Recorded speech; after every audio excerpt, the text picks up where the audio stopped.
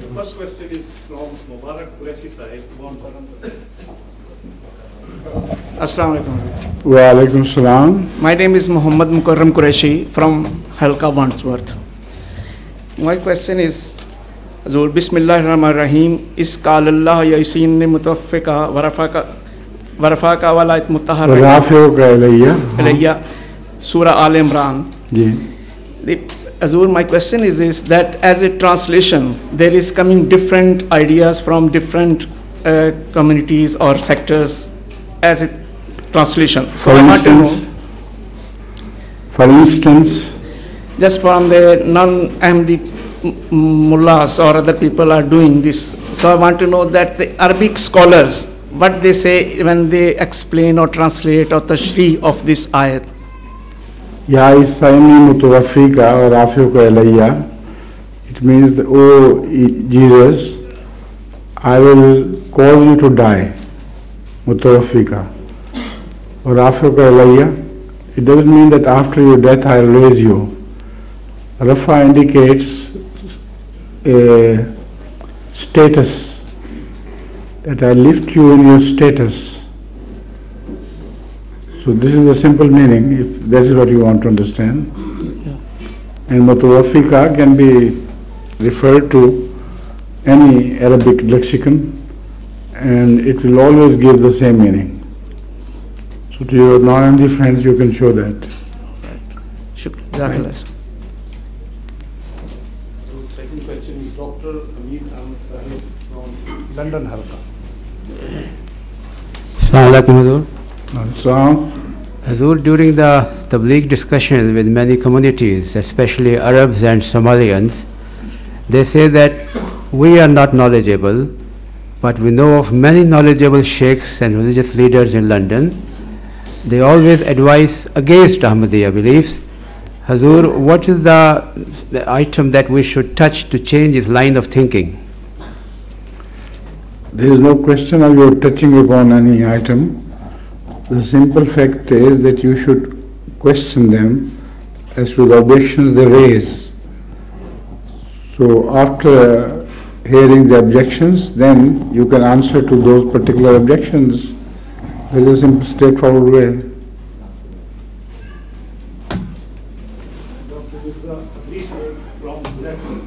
Assalamualaikum Hazur. Assalamualaikum, Dr. Idris Sahib, क्या हाल है? Fine? Yeah. Yes, please. Hazur, my question is, similar words may be used in prose and poetry, but they affect our emotions and intellect differently. Correct. Why and how does this happen? The intellects differ and the effect of those words also differs accordingly.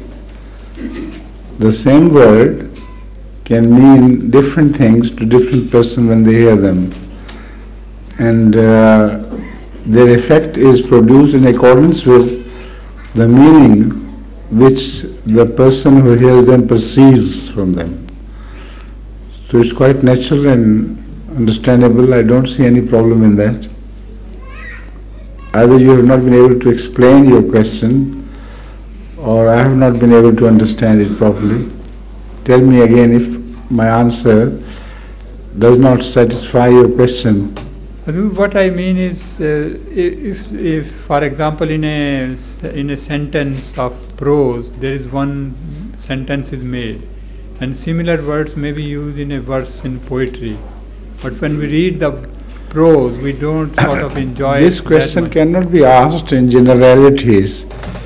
Unless you give a particular example, I cannot give my opinion on that.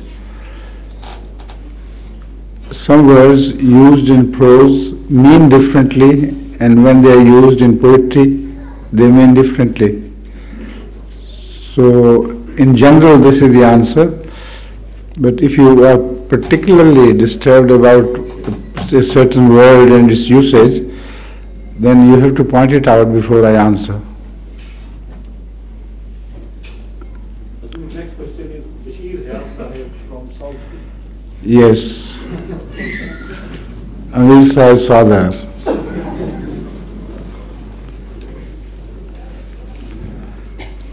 Assalamu alaikum. Wa alaikum salam wa rahmatullah. Hazur, non-Ahmadi Muslims raise their hands to pray. Was it the practice of the Holy Prophet Muhammad sallallahu alaihi wasallam? Don't you raise your hand to pray? If not, then how and when they adopted this practice? I said, don't you raise your hands in prayer like this? After the prayer. After the prayer, so you have not mentioned this. Immediately after the prayer, they raise their hands like this and say Ameen. Huh? Yes. This is not a sunnah of Ahmad sallallahu alaihi wasallam. It must have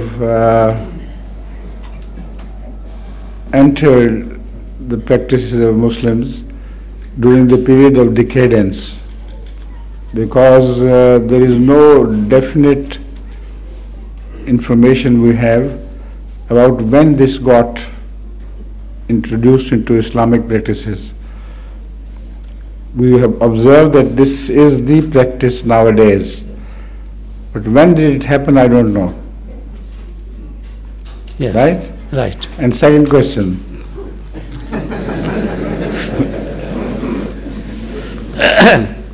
Hazur, Yes. promised Messiah in his book Philosophy of the Teachings of Islam says that the food affects our spiritual and moral state. How genetic food affects us morally and spiritually? Where has he written this? You said Promised Messiah has written this? Yes, Philosophy of the Teachings of Islam. Show me. Read the excerpt. You see, whenever you ask a question regarding a hadith or the writings of the Promised Messiah, you should always read the excerpt exactly before I begin to answer. Yes, Right? right, So, next time bring it. right, right. Thank you. Friday is not far from here. There, inshallah, we'll give you a chance. Sheikh Sayyid Ahmad from Modern. Yes, Sayyid Sahib. Assalamu alaikum, Wa Huzur. alaikum salam. Sheikh Saeed Ahmad from Modern and Allgate. Yes, how's your school running? Alhamdulillah, with Huzur's blessings and prayers, is progressing well. Yes, mashallah.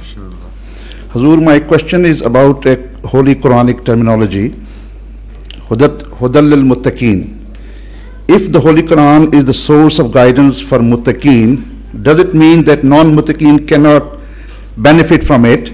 And how does it correlate with Ahsan-e-Taqweem? Well, the second question will be answered with regards to the answer of the first question. First of all, the word muttaqin has so many possible translations, rising from the simple translation as those who call a spade a spade. This is the first rung of taqwa. But you see, you admit it, and without that you cannot be led to the Hudan of the Holy Quran. If you want guidance of the Holy Quran, you have to begin with accepting whatever you see to be the true things. Now you may be mistaken in your judgment, but honestly so.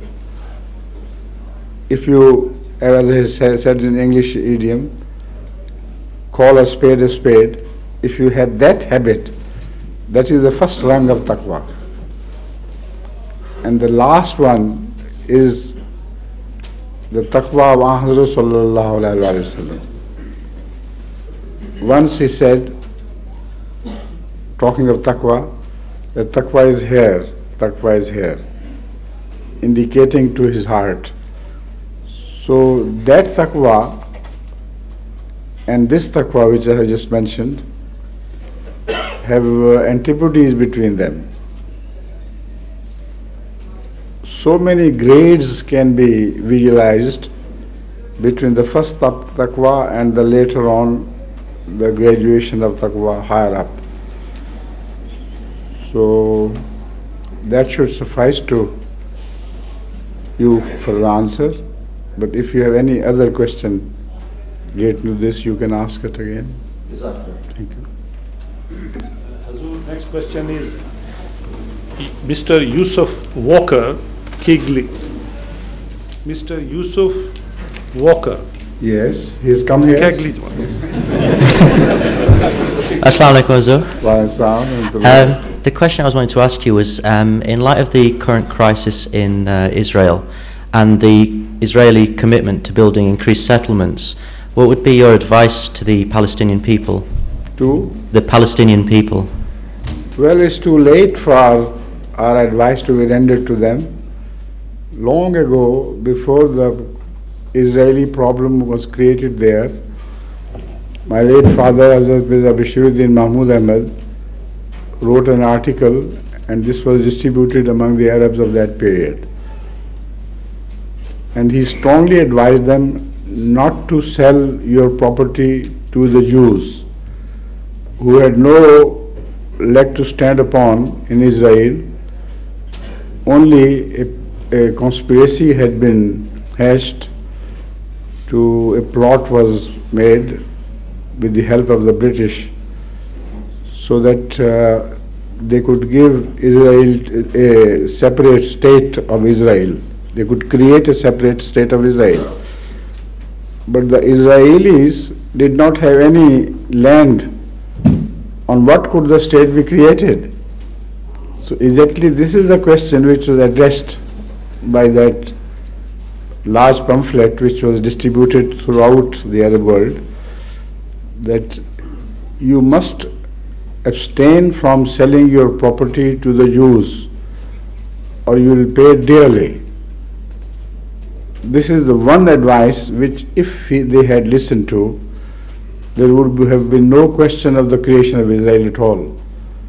Because Israel had to be created on some land, and the land belonged to Arabs. So by selling their lands, they themselves have helped Israelis to create the state of Israel. Now they are suffering from the consequences. Nothing can be done about it now. Even the big powers are total failure. The greatest power on earth, the earthly power I mean, which is America, could have done something. But they themselves are being ruled by the Jews. And they fulfill their wishes. So apparently there is no hope, nothing. Only we should pray as Ahmadis that Allah may bring about a change in the world politics so that the Jews' faces are being recognized as such naked faces, their intentions and what they want to do in future. That will happen one day, but at present these are the days of suffering.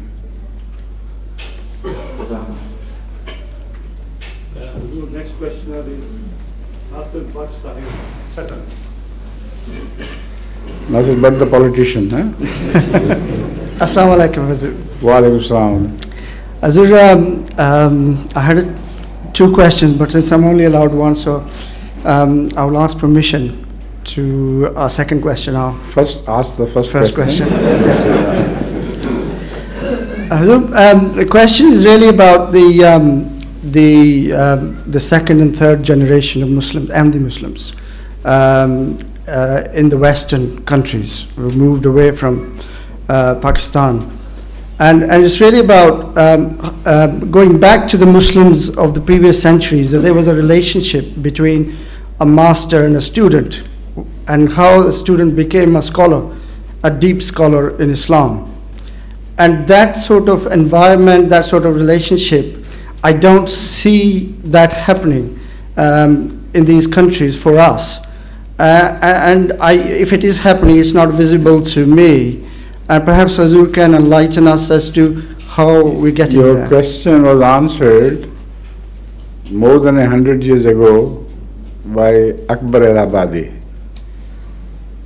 in one of his poems, he said,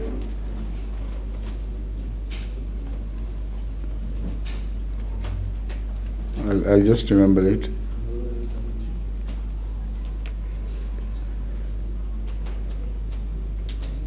But the meaning is that there was a time, gone by time, when a student, after he had been given his first dars, used to address his master respectfully and said, Dil chahata hai, hadiya dil pesh kijiye.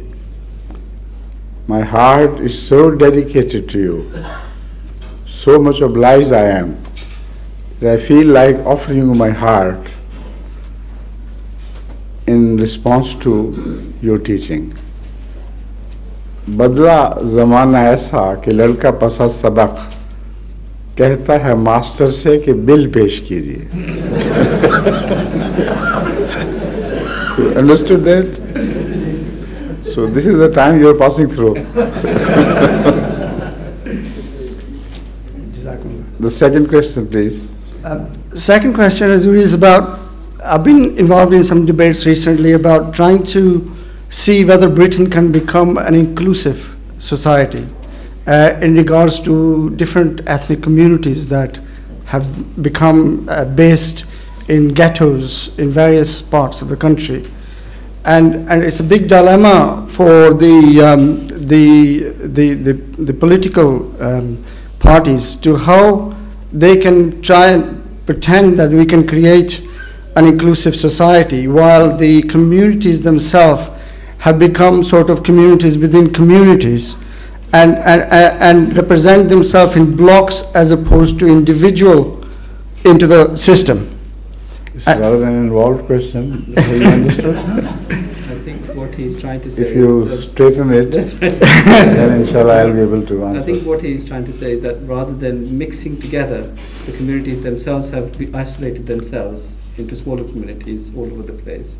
And how can we create this inclusive society, or a combined society? And You see, every society can be referred to its background. There are people who are called Pakistani societies. There are people who are called Indian society. There are people who are Chinese society. There are people here who are Italian society. They all have their own distinct features. And as far as one can imagine, they cannot mix up entirely with the British society. They impart their color to the British society imperceptibly. And gradually a society is being molded, evolving from this into a grand society where different people have brought their colors to British society and take some color from them, and so a grand society is being slowly evolved.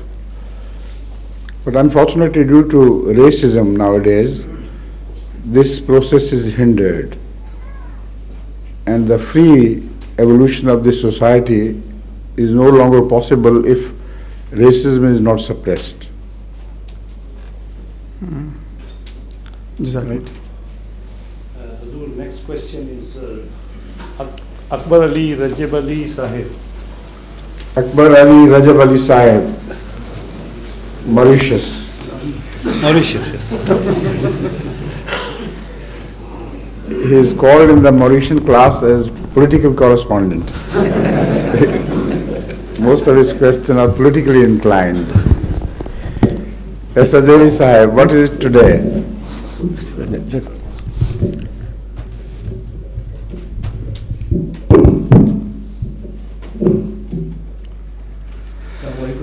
Wa alaikum salam, rahmatullah. Huzur, throughout history there have been two powers, the Ottoman Empire and the European Empire. Which empire? Europeans together. European Empire and the Ottoman Empire, the Turkish. Turkish Empire, yes. Ottoman Empire. Ottoman Empire. The Ottoman Empire has been tolerant, very tolerant to its subjects. whereas the Europeans have failed dismally. I was wondering if Huzur may be able to explain. पूरी तरह इनकी अंग्रेजी में नहीं समझ आ रही। Mauritius English है। एक ऑटोमन एम्पायर और दूसरा ये यूरोपियन एम्पायर करेक्ट। कहते हैं कि Ottoman Empire they were very tolerant. They were very tolerant. Who? The Ottoman Empire, जो टर्क्स थे। Who says that? He said that. They were not tolerant at all. They are not tolerant even now. Yes, this was a question, Huzur. That was it. It is a false impression of yours that they were tolerant. They never tolerated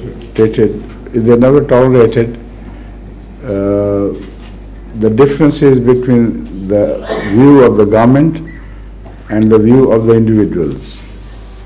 And they took very severe action against the individual views. So the very question is based on a wrong assumption. Right? Yes, sir. Thank you. The next question is Dr. Shabir Ahmed Sahib, South East London. Assalamualaikum. Lassa, you are a good doctor, but you can't do anything about the headache of your wife.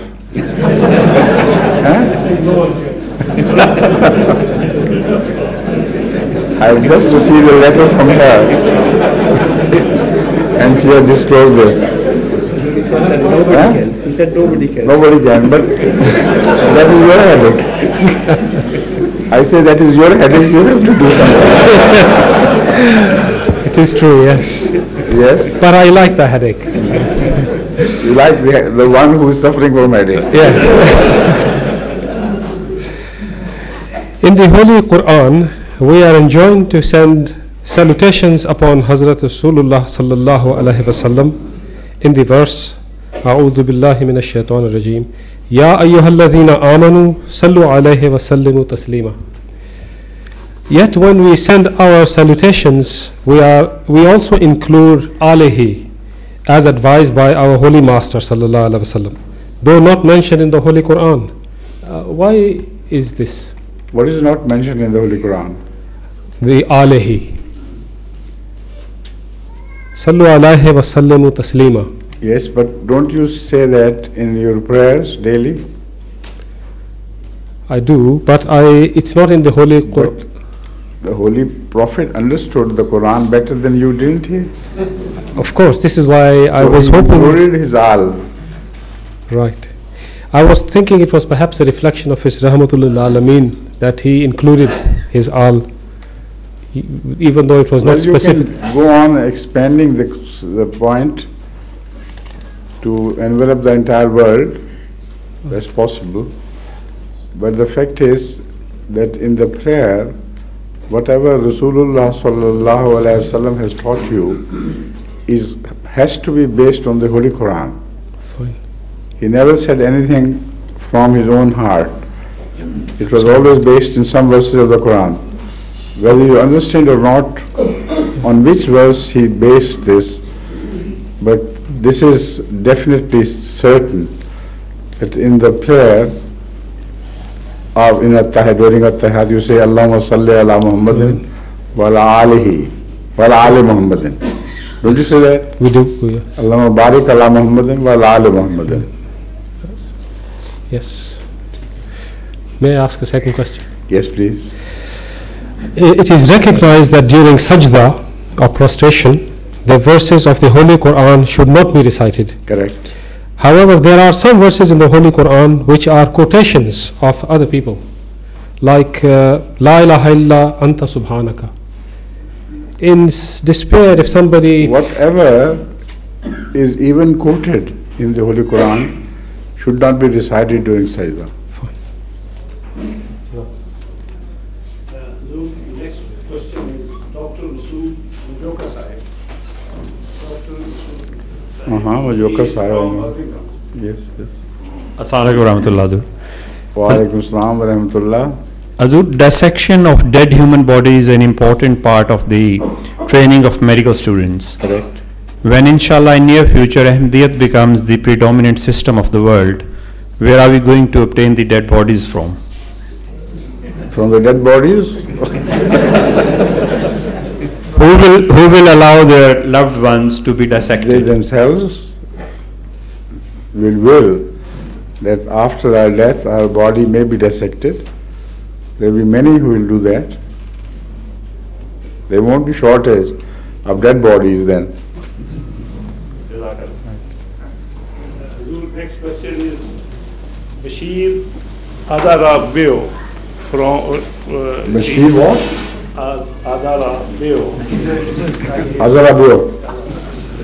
He's a Pentecost. He is from? London Mosque address is. No, originally Nigeria. Nigerian. Assalamu alaikum warahmatullah. Wa alaikum salam rahmatullah. Hazur, I'm sure like millions of Ahmadis all over the world have been enjoying your recent sermons about Al-Rahim attribute of God. In my observation, man, especially people in authorities, have learned little or nothing about this excellent attribute of God. I also know that man can never be like God. Man can never be as generous as God. But what can we do at least to go a little bit close to this excellent attribute of God? You seem to listen to my sermons carefully. What you are expected to do is that you try to transform your personality in accordance with these sermons with relation to the attributes of Allah. Particularly nowadays I'm talking about Rahimiyat. So if you learn how to be Rahim in the light of these sermons, then you cannot be God, but you can follow God. And you can acquire a habit of submitting to the will of God in accordance with His attributes. Right? Yes, if I may say, like this is an Islamic teaching. Everybody knows that laws are strictest in the Islamic world. In Everybody the Arab knows world. what? I said everybody knows that the laws, the Sharia laws that are used in Islamic countries like Saudi Arabia and the rest of them are very strict. That you do something, they chop off your hand, your arm, or things like that. It doesn't seem they're following this. But who is responsible for that? Sorry, sir? Who is responsible for that? Not I. Not you, man, of course, people in authority. They misinterpret the Quran and the Sunnah, and in accordance with their misinterpretation, they act wrongly. That's all what can be said in answer to your question. Jazakallah, sir. Next question is Sayyid Nasir Ahmad Shah Sahib from Sayyid Nasir Ahmad Sahib. Yes. Sorry, Hazur. Hazur, in Quran, Surah Nuh, ayat number 17, Auzubillahi Shaitanir Rajeem, وَجَعَلَ الْقَمَرَ فِيهِنَّ نُورًا وَجَعَلَ الشَّمْسَ سِرَاجًا. Here, Qamar, or the moon, has been named as Nur, and the Shams, or the sun, is named as Siraj. Whereas Allah subhanahu wa ta'ala has also said in the Quran, it says, Allah nuru samawati wal ard. So I don't want to understand why Nur is named. A similar question was asked before about the meaning of different words with reference to different contexts. Allah nuru samawati wal ard initially it has so many meanings, that all that is considered light comes from Allah. The sun itself would be dark if there was no light reflected by the sun from Allah. So Allah is Nuru Samawati wal Ard in that sense. Where it is said Siraja Munira and moon to be the Nur, there Siraj is sun, and the reflected light of the sun from the moon is called Nur, because Nur is something mild about it. Yes. It doesn't burn, it only lights. So that is the meaning of that verse. Exactly. Thank you. Next question is Muhammad Ahsan Arif Sahib from Leamington's Park. From? Leamington's Park. Yes. Assalamu alaikum, Huzur. Assalamu alaikum. Huzur, my question is, when the man or woman dies, does it happen because the spirit leaves the body, or the spirit leaves the body because the body no longer can accommodate the spirit? And what is the scientific and one and the Quranic? same thing. Either way you look at it, it's one and the same thing. And the body can no longer maintain the spirit within it. The spirit begins to leave it. And as the spirit begins to leave the body becomes gradually dead. Both these things are correct, and it's only the angle of vision which is changed. You see, when somebody begins to die, his soul separates from the body, and gradually it ascends to wherever Allah desires it to ascend. So we know very little about the soul. In the Holy Quran, Allah says, يَسْأَلُونَكَ عَنِ الرُّوحِ قُلِ الرُّوحُ مِنْ أَمْرِ رَبِّي. They ask you about soul. Tell that the soul is as from the word of Allah. So the nature of soul cannot be properly understood by human beings, except that it is a word from Allah. So if you understand the word, which is very simple, you should understand that it is the order of Allah which turns life into soul. Soul is not given to every child during the child's birth or after the child's birth up to 4.5 months. The child contains a life but no soul. The soul is granted to the child when, in case of abortion or early delivery, the child would still live. Now, this is a very important difference which you should understand. Every child which is aborted before 4.5 months cannot survive. So, because he has just life, soul is dropped on him from Allah at 4.5 months. And this is what Hazrat Sallallahu Alaihi Wasallam has mentioned in one of his sunnahs. On this, a Canadian scholar wrote an article with great amazement that how could the Holy Prophet at that time understand the phenomena of life which has been discovered by us through various deep investigations. So this is exactly what Rasulullah said, that life is granted to a child after he has reached 4.5 months. So that is all you can understand and no more. Right? Okay. Shukriya. This is last question from Adab and Sahib from Gillingham. Yes, Azhar Sahib. And this is last question. Most welcome. Assalamu alaikum, Hazur. Is it the last question or last pair of questions? I've only got one, Hazur. One. Hazur, my question is regarding an incident in the life of our Master, the Holy Prophet Muhammad Sallallahu Alaihi Wasallam, and Masjid Qiblatain. My reading is that Jerusalem is directly north of Medina, and the Khana Kaaba is directly south of Medina. So when the revelation was received to change the Qibla, did the Holy Prophet Muhammad Sallallahu Alaihi Wasallam turn from north to south? Yes. And Right. And what happened to the people who were, the Saf which was behind him? They did accordingly, except for those hypocrites who were agents of Christianity or Judaism. They could not change their Qibla because their Qibla was towards north, towards Palestine. So when this verse was revealed, they were immediately caught.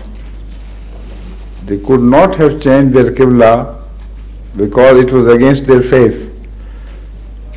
So when Qibla was turned to Mecca, these people were exposed, and this is the implied meaning of that verse, that the hypocrites will be exposed because of this. Okay. Thank you very much. As far as the movement at that time is concerned, which is bothering you, whatever movement it took place, I don't exactly know because there is no mention in Hadith how it happened. But the Quran says definitely that it happened. And all the Orientalists have said that whatever the Quran says about its own time, it has to be right. Because if it were wrong, then people would have renegated. So one thing is 100% certain, that this actually happened. Rasulullah ﷺ must have moved from the front to that direction, which is exactly the opposite. And the people may have turned at that time exactly in the opposite direction. That is what happened. Thank you very much. जज़ाकुमुल्लाह। क्यों जनाब, अब तो वक्त खत्म हो गया जी sir, है ना? जी ठीक है जी। हुजूर अभी नमाज को ऐसे है थोड़े सा टाइम, क्या नमाज को थोड़ा टाइम है अभी, फिर क्या करूँ? मैंने देखे थे एक दो हाथ ऊपर, हाँ हाँ बुला लें उनको,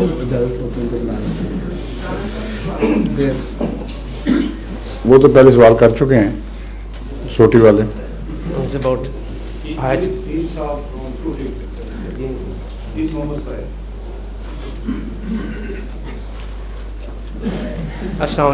Walaikum Assalam. My question is about an ayat which is in Surah Ibrahim. A'udhu billahi minash shaitanir rajeem. God Almighty says, "Sabbitullahu alladhina amanu bil qawli sabit fil hayatid dunya wa fil akhirah. Wa yuzillillahu az-zalimina wa yaghfirullahu ma yasha." My only question over here is, does it mean Hayat Dunya means when a person is going to die, and the other one, when Akhirat means when he faces the question before the angels about about the life of this world? Read the verse again. أعوذ بالله من الشيطان الرجيم. يثبت الله الذين آمنوا بالقول الثابت في الحياة الدنيا وفي الآخرة ويذل الله الظالمين ويغفر الله ما يشاء. Here, Hayat Dunya is the life which you are leading nowadays, like everybody else, myself including.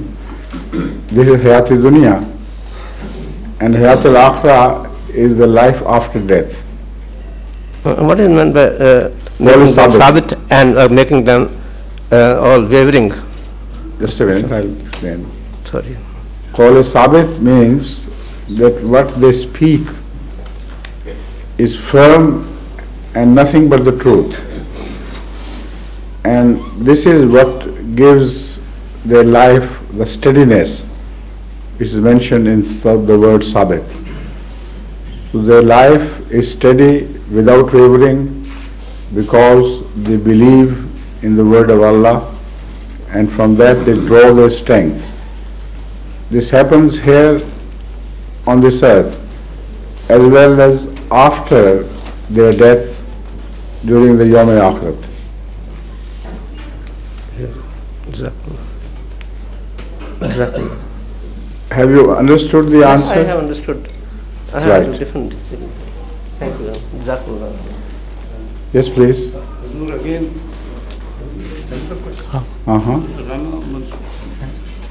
is, I've got Rana Mansoor Sahib. Rana Mansoor Hussain Sahib. Give me the question. Rana Mansoor Sahib from North Wales. My question is, Huzur, can you place the book which was revealed of Prophet Ibrahim alayhi salatu salam? I think he wants to know what book was revealed to Prophet Hazrat Ibrahim. The book is not mentioned in the Holy Quran, but Suhuf Ibrahim is mentioned, which means that various, let me say, not a complete book, but various injunctions were revealed to him from time to time. And they were before the revelation of Torah. We have Kutubun Qayyama and fi Suhuf Ibrahim wa Musa. These are the Suhuf Ibrahim. As far as Suhuf Musa is concerned, prior to the full revelation of Torah, he was also revealed teachings in part, and they were his Suhuf. Later on, Torah was revealed as full.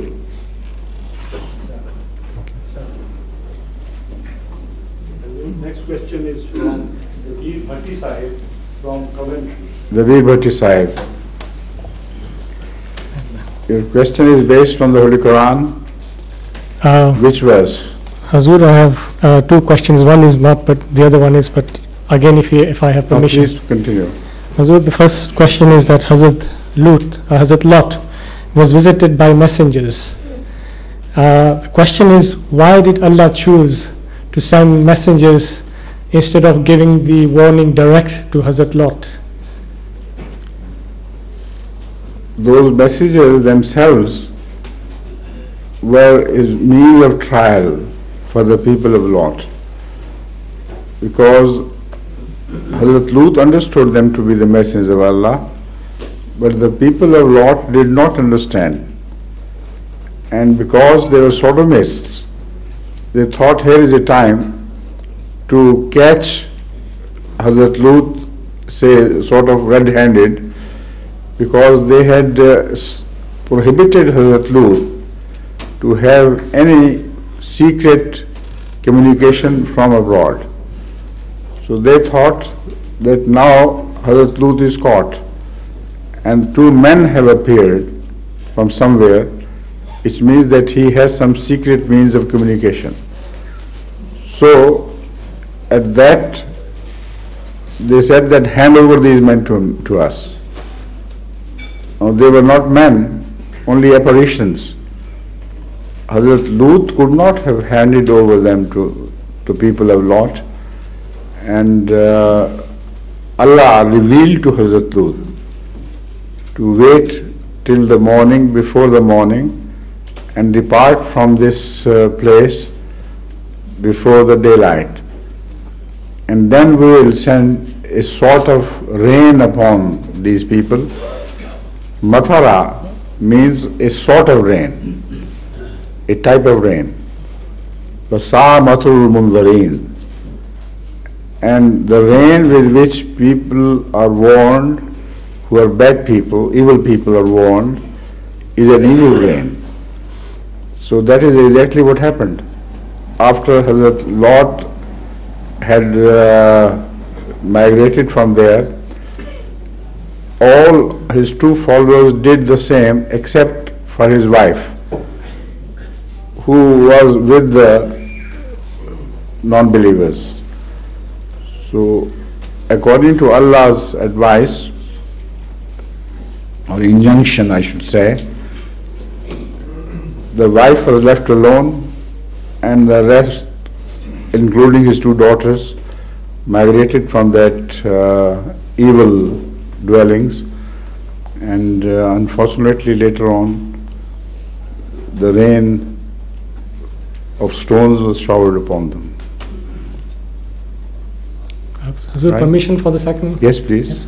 Hazur, in Surah Al-Naba, describing Surah Al-Naba, describing hell, Allah says, A'udhu billahi minash shaitanir rajim, La yazukuna fiha bardan wa la sharaba, illa khamiman wa ghassaqa. Hazur, they will taste therein neither sleep nor drink, save boiling water and a stinking fluid. What intrigues me is, why has Allah paired sleep and drink together, and what is the stinking liquid? What has Allah mingled together according to you? Why is sleep and drink? Sleep and drink. Normally you say sleep and eat. Where is mentioned sleep? In the translation, they will taste therein neither sleep nor drink. La yazukuna fiha bardan wa la sharaba. Bardan means coolness. Bard is coolness. So they don't feel any coolness. And I don't know why this verse is translated as sleep. Okay. Anybody knowing scholar of Arabic who can tell us why Bardan is translated as sleep? Momin Sahib is not here? Anyway, this is the true meaning. Bard means cold. That's different then. Second question? Next question is Zafarullah Jamal Sahib Salom. Yes. Assalamu alaikum Hazur. Wa alaikum assalam wa rahmatullahi wa barakatuhu. Hazur, in his book Kashtiyanu, Hazrat Masih Maud said that who does not hurry to forgive his brother is not from my Jamaat. Can you please, Hazur, kindly reflect what sort of forgiveness, if the people who have done something wrong seek forgiveness You and see, repent? it is a question, the forgiveness is a question which is twofold. Number one, forgiveness of sins against one's own person. This is what Hazrat Khalifa Masih Maud has emphasized, that sins committed against you should be forgiven, so that Allah may forgive your sins. But sins committed against Rasulullah or God Himself are not to be pardoned by humans. And this has been his attitude throughout his life. Some mullahs came to him and started calling invectives of the worst type in his face in Masjid Mubarak. And Rasul Masih Maud just kept smiling and did not mind at all that language which was worse than one can explain. So he forgave all sort of sins committed against him. But when it came to Hazrat Sallallahu Alaihi Wasallam, he turned violent against the person who had insulted Rasulullah Sallallahu Alaihi Wasallam.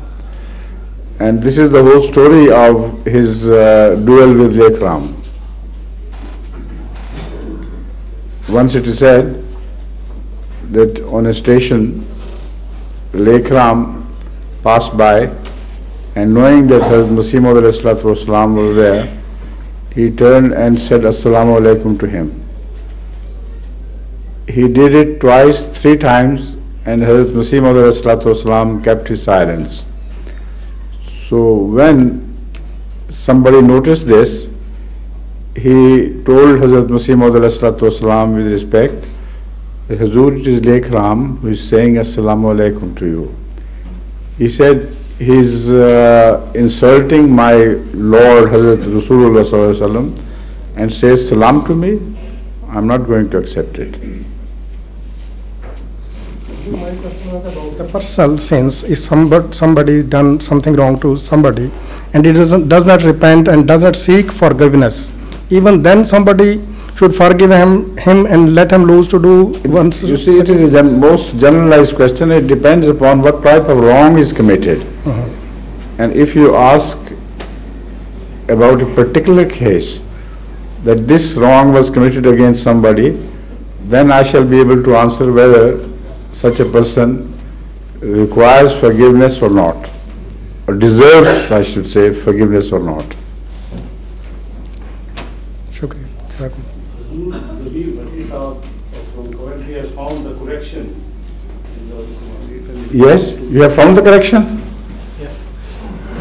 Hazur, the translation was done by, in your amended translation in the back. I have checked that, and it does say that they will have neither cool, they will find neither cool therein nor drink. That's right. So that makes sense now. That's what I said. Thank you very much.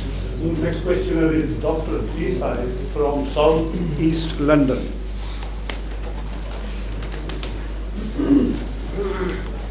Assalamu alaikum, Dr. Sahib. Yes. Azul, my question is in Al-An'am verse 53, it translates like this: and drive not away those who call upon their Lord morning and evening.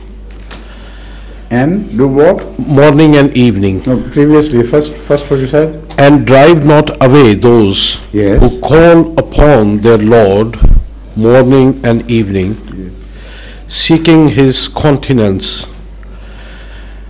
Thou art not all accountable for them, nor are they at all accountable for thee, that thou shouldest drive them away and be of the unjust. Correct.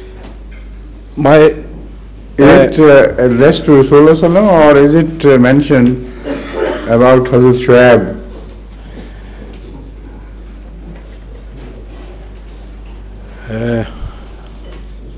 Is this verse about a previous prophet?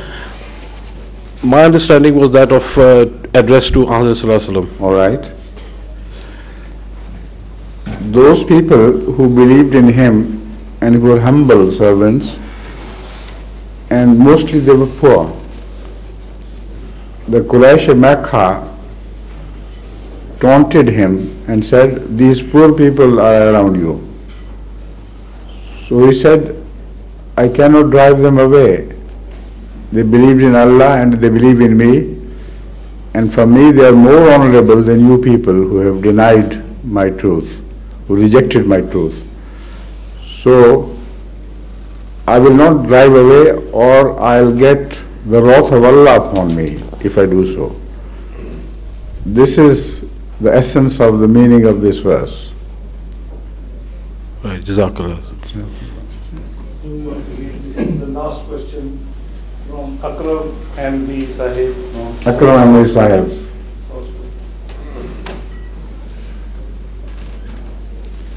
Assalamu alaikum, Hazur. Wa alaikum salam, rahmatullah. Hazur, you mentioned earlier that when you are in sajda, you cannot say any verse of the Holy Quran. Correct. But say not verse, any verses of any the Quran, verses of the Holy Quran. But say that you are saying it in Urdu, which actually, when loosely translated, could be regarded as a verse of the Holy Quran. Well, it's very difficult for you to translate it into Urdu. You can translate it in Punjabi. Yes. So is that okay to, say you're praising God, or in sajda or so? The Punjabi version will not be a verse of the Quran. So you can do it. Exactly. Right? Now it's time for the prayer. I'll go 5 minutes to do my ablution.